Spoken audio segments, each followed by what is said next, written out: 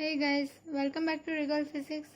आज के इस वीडियो में हम शेल मॉडल देखेंगे। इसके पहले हमने लिक्विड ड्रॉप मॉडल देखा था।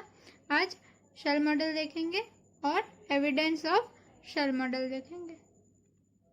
Experimental studies show that nuclei for which either Z number of protons or N number of neutrons equal to 2, 8, 20, 28, 50, 82 and 126 are more stable।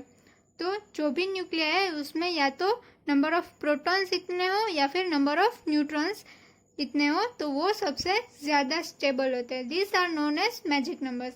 तो ये जो सारे नंबर्स हो उसे मैजिक नंबर्स बोलते हैं। तो कोई भी न्यूक्लिया में अगर नंबर ऑफ प्रोटॉन्स 2 है या फिर नंबर ऑफ न्यूट्रॉन्स 2 है, 8 है, 20 है, 28, 50, 82 या फिर 126, इनमें से कोई भी है तो वो सबसे स्टेबल होगा और उसे मैजिक नंबर्स बोलते हैं।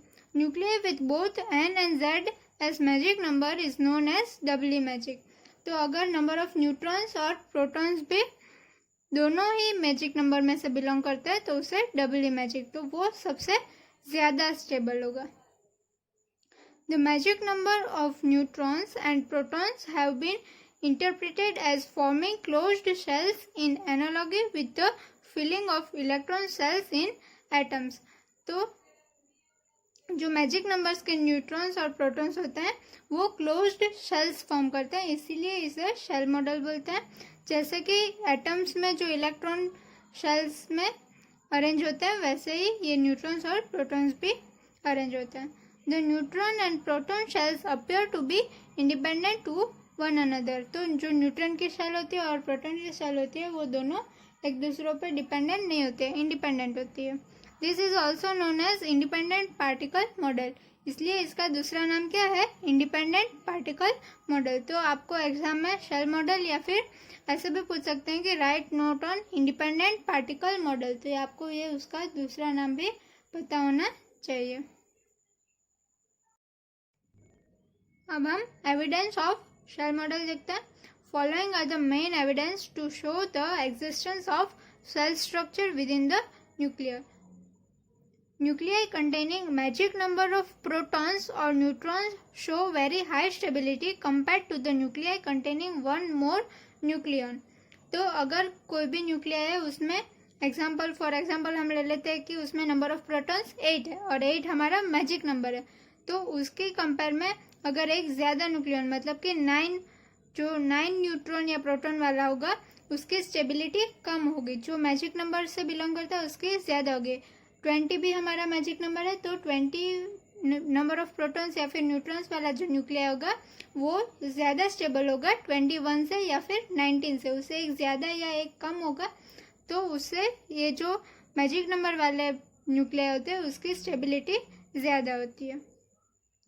Measurement shows that the separation energy of a neutron from the nucleus containing magic number is large compared to the nucleus containing one more neutron। तो सेपरेशन एनर्जी ऑफ न्यूट्रॉन जिसमें magic number of neutrons होते हैं उसमें से अगर हमको neutron को separate करना है तो उसके लिए हमें जो एनर्जी चाहिए सेपरेशन एनर्जी वो ज़्यादा होती है। किसके कंपेयर में? अगर उससे एक ज़्यादा न्यूट्रॉन वाला कंसिडर करें। तो इसमें भी हम एग्जांपल लेते हैं कि अगर कोई न्यूक्लियस है जिसमें 20 नंबर ऑफ न्यूट्रॉन है तो उसको सेपरेट करने के लिए एनर्जी ज़्यादा चाहिए, और अगर 21 नंबर ऑफ न्यूट्रॉन वाला जो है उसके लिए हमें इसके कंपेयर में थोड़ी सी कम एनर्जी चाहिए होगी। Similarly separation energy of proton containing magic number is also large. तो जैसे हमने न्यूट्रॉन का एग्जाम्पल लिया वैसे ही प्रोटॉन के लिए भी जिसमें मैजिक नंबर होगा उसकी सेपरेशन एनर्जी ज़्यादा होगी, और जो मैजिक नंबर से एक कम या एक ज़्यादा है तो उसकी कंपेयर में कम एनर्जी चाहिए होगी। फिर next, the naturally occurring isotopes whose nuclei contain magic number of neutron or proton have generally greater relative abundance। तो जो आइसोटोप्स है उसके न्यूट्रॉन और प्रोटॉन अगर मैजिक नंबर से बिलोंग करते हैं 2, 8, 20, 28 सो ऑन, ऐसे जो सारे हमने मैजिक नंबर्स देखे उससे बिलोंग करते हैं उसके नंबर ऑफ न्यूट्रॉन या फिर प्रोटॉन, तो वो रिलेटिवली अबंडेंस मतलब कि ज़्यादा क्वांटिटी में हमारे अर्थ पे अवेलेबल है, मोस्टली ग्रेटर देन 60%। तो यहाँ पे एग्जांपल है स्ट्रोंशियम का, बेरियम, सीजियम, ये सारे देखो यहाँ पे आप नंबर ऑफ न्यूट्रॉन्स देख सकते हो, 50 है, 82 है और यहाँ पे भी 82 है। तो ये सारे मैजिक नंबर्स है, इसलिए ये जो है अबंडेंस में मिलता है। ये जो है SR वो 82.56% मिलता है, ये जो बेरियम है वो 71.66% मिलता है और ये जो सीजियम है वो 88.48%। मतलब कि ये जो सारे आइसोटोप्स है वो ज़्यादा अमाउंट में नेचर में अवेलेबल है। फिर थर्ड पॉइंट हम देखते हैं, the number of stable isotopes of an element containing a magic number of proton is usually large compare to those of other elements. तो यहाँ पे हमने पहले न्यूट्रॉन के बारे में देखा, अगर magic number of protons present है तो उसके जो स्टेबल आइसोटोप्स है वो ज़्यादा अमाउंट में हो गए। तो यहाँ पे कैल्शियम है, उसका नंबर ऑफ प्रोटॉन्स 20 होता है तो उसके 6 स्टेबल आइसोटोप्स मिलते हैं। और उसी के कंपेयर में अगर हम आर्गन या फिर टिटेनियम ले, जिसका आर्गन का नंबर ऑफ प्रोटॉन 18 है और टिटेनियम का नंबर ऑफ प्रोटॉन 22 है, तो आप देख सकते हो कि ये जो मैजिक नंबर है उसके ऑलमोस्ट नियर है। फिर भी इसमें डिफरेंस आ रहा है, जो आर्गन है उसके खाली 3 ही स्टेबल आइसोटोप्स है और टिटेनियम के जो है वो 5 स्टेबल आइसोटोप्स है। यहाँ पे खाली Z इज इक्वल टू 20 ही हमारा मैजिक नंबर है, 18 और 22 जो है वो हमारा मैजिक नंबर नहीं है। फिर और एक एग्जांपल, टीन, उसका नंबर ऑफ प्रोटॉन Z 50 है, has largest number of stable isotopes that is 10। तो टीन जो है उसके सबसे ज़्यादा स्टेबल आइसोटोप्स होते हैं और वो 10 है, मतलब कि उसका 10 स्टेबल आइसोटोप्स होते हैं। While cadmium Z is equal to 48 and tellurium Z is equal to 52 has 8 stable isotopes. तो यहाँ पे भी आप देख सकते हो कि जो मैजिक नंबर है उसके क्लोज ही है 48 और 52, या उससे यहाँ पे कम है और इसमें ज़्यादा है। तो इसके कंपेयर में 8 ही है, मतलब कि इसके कंपेयर में तो कम आइसोटोप्स है। तो जिसके मैजिक नंबर ऑफ प्रोटॉन्स है उसके स्टेबल आइसोटोप्स के नंबर ज़्यादा होते हैं। अब नेक्स्ट हम फोर्थ पॉइंट देखते हैं, the number of naturally occurring isotones with magic number of neutrons is usually large compare to those in the immediate neighbourhood. तो अब तक हमने आइसोटोप्स के बारे में बात की, इसमें हम आइसोटोन के बारे में बात करते हैं। तो जिसमें मैजिक नंबर ऑफ न्यूट्रॉन्स है उसके लार्ज आइसोटोन्स मिलते हैं। जैसे कि एग्जांपल हमने यहाँ पे N इज इक्वल टू 82, जिसमें नंबर ऑफ न्यूट्रॉन्स 82 है उसके 7 आइसोटोन्स है, और जिसका N इज इक्वल टू 80 है उसके खाली 3 आइसोटोन्स है, और N इज इक्वल टू 84 है उसके 2 आइसोटोन्स है। तो यहाँ पे आप देख सकते हो कि 82 के नियर ही है 80 और 84 दोनों, 82 से 80 कम है और 82 से 2 ज़्यादा 84 है। तो इसमें इसके आइसोटोन्स कम है। इसका रीज़न है कि जो 82 है वो हमारा मैजिक नंबर है और 80 और 84 मैजिक नंबर नहीं है। Similarly N is equal to 20, तो जिसके नंबर ऑफ न्यूट्रॉन्स 20 है उसके 5 आइसोटोन्स है, जो N इज इक्वल टू 28 है उसके 5 आइसोटोन्स है, और N इज इक्वल टू 50 है उसके 6 आइसोटोन्स है। तो यहाँ पे ये 20, 28, 50 ये तीनों मैजिक नंबर है हमारे, इसलिए सबके ज़्यादा आइसोटोन्स मिल रहे हैं। अगर इसके कंपेयर में हम 22 के या फिर 18 के देखेंगे तो उसके कम हो गए। 18 तो मैजिक नंबर है इसलिए उसके भी इसके कंपेरेबल ही हो गए।